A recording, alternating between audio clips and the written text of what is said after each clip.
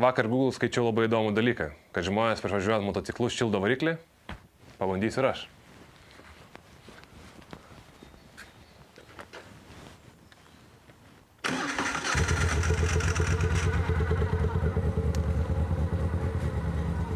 Kam šildyti motociklo variklį? Geras klausimas. Ar tu darai apšilimą prieš sportuojant? Turbūt taip. Kiek laiko šildyti motociklo variklį? Jeigu turi senieną su karburatorium, turbūt kokias 3 minutės. Jei to motociklas naujas, su įpurškimu, pakaks 3 minutės. Ką aš darau dažniausiai? Aš šildau variklį tol, kol apsirengiu.